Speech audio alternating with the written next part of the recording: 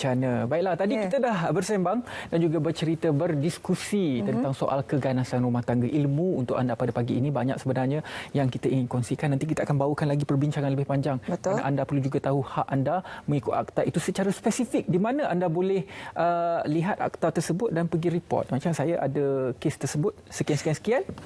Dekat mana? So, dia tahulah. Keganasan tak Ridwan.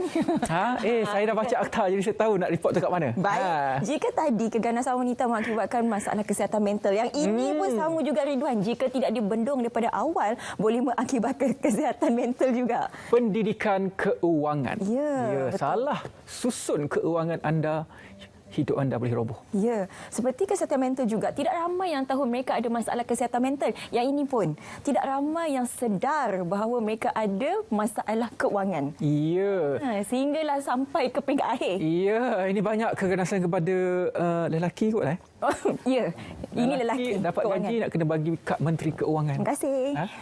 Tapi tanggungjawab lelaki nafkah itu wajib kena bagi. Syukur alhamdulillah.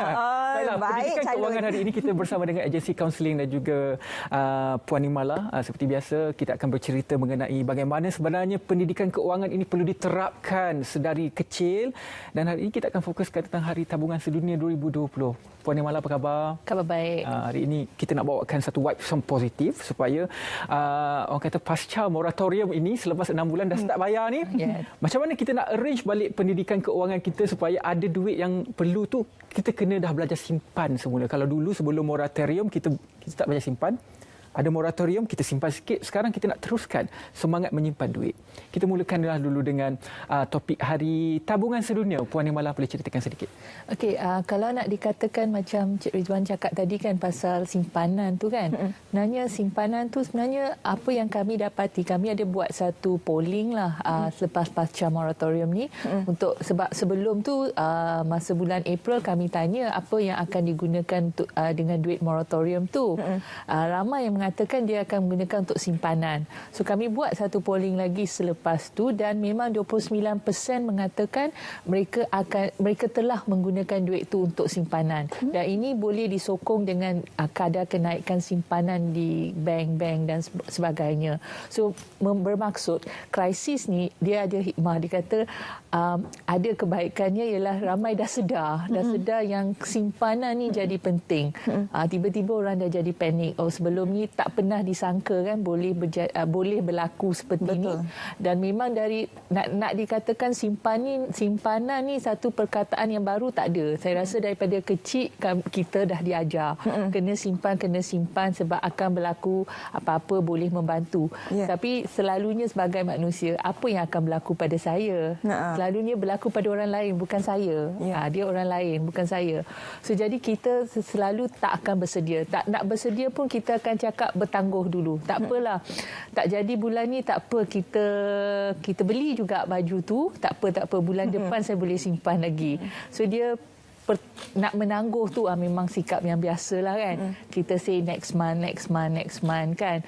Next day ke tu yang selalu kita buat. So jadi krisis ni tiba-tiba berlaku dan tak disangka industri-industri yang memang kita tak sangka akan terjejas juga. Dan ini dah menjadikan ramai panik. Sekarang ni kalau kita ada duit lebih pun kita takut nak berbelanja sebab takut kalau ada apa-apa tak tahu duit ni akan bertahan sampai bila kan. So kita jadi macam panik.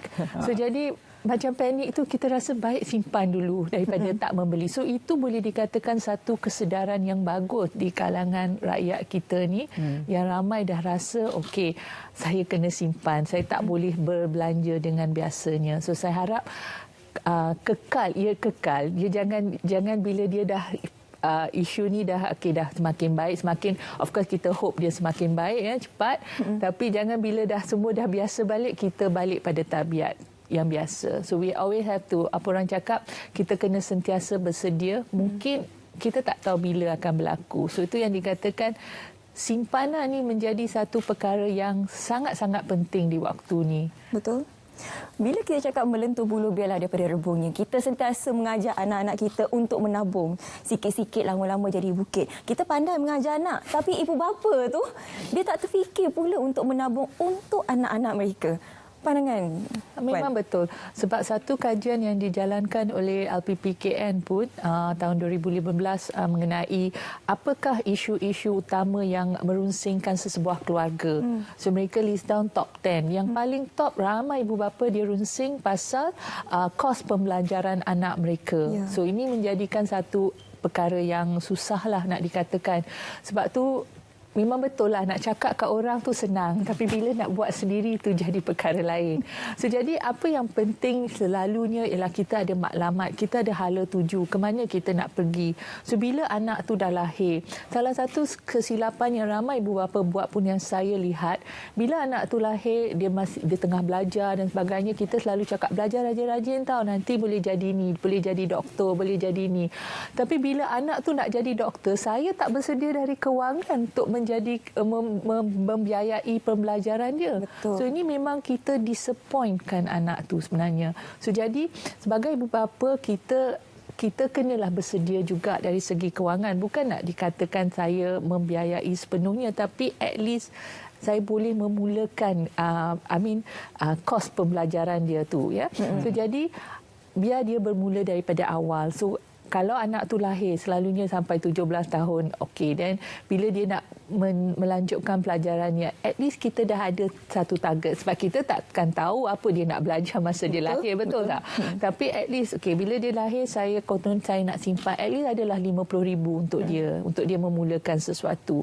So jadi macam mana rancangannya? So matlamat tu, bila matlamat tu ada, dia clear sikit. Dia clear. Kalau kita tak ada matlamat tu, then kita macam akan ikut macam bulanan je lah. Tak apalah, bulan ni belanja tu, tengok ada baki, kita guna. Kalau ada baki, habiskan je lah. Tak apa. Kita, orang cakap, kita cross the bridge when it comes. Itu susah tu.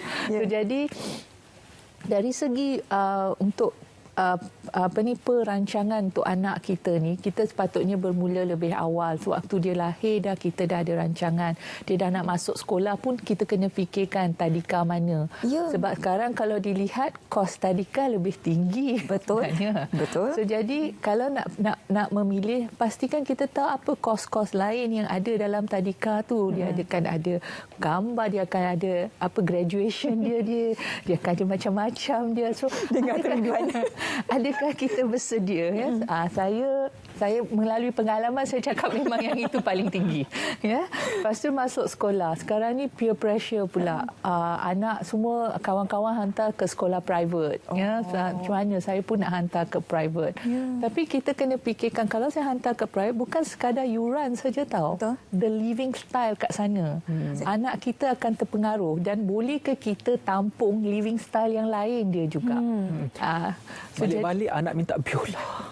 Mama nak biola. Yalah, sebab kawan-kawannya pergi organ, piano kelas, biola kelas, macam-macam kelas pergi. Tempat makan dia tak boleh kedai-kedai biasa. Dan diorang akan tahu brand-brand makanan yang yang kita pun tak kenal je nama dia. So jadi, are we ready for that kind of lifestyle bila kita hantar anak kita ke sana? So it's just not about bayaran bulanan saja atau bayaran yuran dia sahaja, tetapi semua yang lain. Ini yang kita kadang-kadang tak lihat dan tak nampak, terikut-ikut. So it's not about saya nak terikut-ikut, tapi kemampuan dia. Kalau saya mampu, tak salah, ya. Tapi kalau tak mampu, fikirkan. Dan kalau saya dah belanjakan semuanya untuk peringkat rendah dan menengah, macam mana pula dengan peringkat ijazah ke degree ke nanti, kan? So macam mana waktu tu? Adakah saya bersedia juga? So kebanyakan yang masuk private takkan belajar dalam negeri, kan? Dia nak ke overseas. So adakah saya bersedia dari kategori itu juga. So, jadi semua ni saya kena fikirkan apa rancangan pelaburan yang ada. Sekarang ada banyak skim-skim simpanan pendidikan yang ada. So, mulalah sikit-sikit. Orang kata, sebab satu lagi perkataan orang kata tabu simpanan ni, saya mana cukup duit? Nak belanja bulanan pun tak cukup. Mana saya nak simpan? Itu alasan yang setiap bulan diberi, ya. Tapi sebenarnya apa yang kami lihat, sedikit-sedikit lama-lama jadi bukit, memang betul. Biasanya orang ke AKPK itu orang yang sudah pun mengalami masalah keuangan, personal loan, kad kredit dan sebagainya. Adakah AKPK juga menyediakan khidmat kaunseling untuk mungkin ibu bapa yang baru sahaja dapat anak, untuk macam Puan Nimala cerita tadi, strategi untuk menyimpan untuk anak? Ada tak? Kita ada kaunseling kewangan. So kita bolehlah mengajar dari segi bajet, macam mana nak atur bajet tu dan sebagainya. Kita boleh dedahkan dengan skim-skim simpanan pendidikan yang ada, tapi memandangkan kita dari Bank Negara juga, kami tak menjual produk. So tak bolehlah recommend produk. Itu ada. Kaunseling tu memang ada. Dan sekarang ni kita ada satu program yang bagus, iaitu Do It for Baby, di mana kita bersama BSN bekerjasama dengan menyediakan satu pendidikan Do It for Baby ni, ringgit dijaga keluarga sejahtera. So yang ini akan dibuat daripada online. Kita ada pembelajaran atas talian. So dikala waktu ramai bekerja dari rumah, ambillah peluang untuk belajar online ni.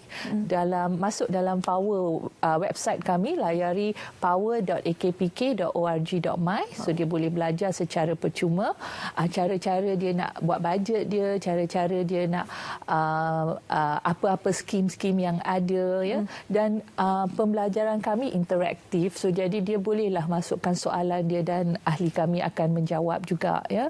Dan satu lagi modul yang unik dekat sana ialah apa pembelajaran sebagai ibu bapa yang boleh kita turunkan kepada anak kita. Sebab ada kajian menunjukkan tabiat kewangan seseorang tu 70% sebenarnya daripada ibu bapa mereka.